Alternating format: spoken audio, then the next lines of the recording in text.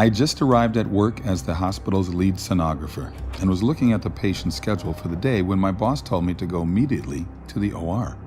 The surgeon was requesting ultrasound guidance. That was all the information I was given. I had no idea what I was walking into. I wheeled the ultrasound machine into the OR. The patient was already sedated on the operating table. Plugging in the machine, I waited for instructions from the doctor. He barked at me to place the ultrasound probe on the patient's pelvis so he wouldn't perforate her uterus. Still confused about the procedure, I did as he asked and realized the woman was pregnant.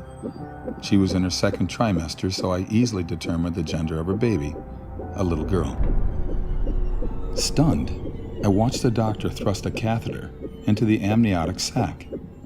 The fetus dodged the catheter and tried to hide in the top of her mother's uterus to get away. In horror, I watched as he inserted a forceps clamp and grabbed her tiny leg. She writhed around in pain, trying to break free, but there was nowhere for her to go.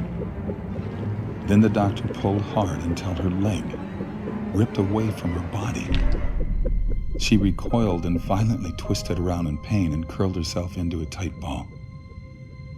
But it was no use. The clamp grabbed her arm and she struggled to pull away.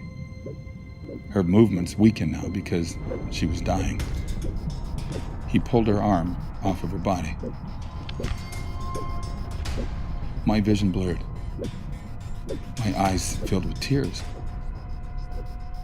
The child again curled herself into a tight ball, but again, the device grabbed her other leg and it was ripped from her body. By now, her heartbeat had slowed significantly, but she was still alive. The clamp grabbed her last limb and ripped it off. She wiggled and squirmed around, and then her heart finally stopped beating. I announced that there was no more cardiac activity. The nurse and scrub tech in the room gasped, realizing for the first time that this was happening to a fetus that was still alive. The remaining body parts, the head and torso, were removed. Placenta was removed, and a final look with ultrasound revealed all products of conception were removed. I was told I could leave the room. Up until that moment, I had been frozen. I silently removed the ultrasound machine from the operating room, went directly to the locker room, and threw up. I quit my job at that hospital shortly after. I told my boss I would never again participate in that type of procedure. I was having nightmares and could not escape the memory of what I had witnessed. I would never again assist in the murder of a child.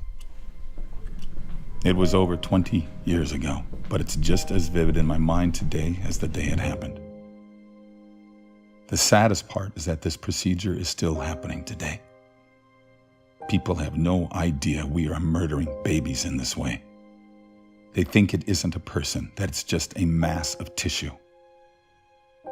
I'm so sorry for what happened to this little girl, for what I did to her. I'm sorry, sweetheart. I'm so sorry.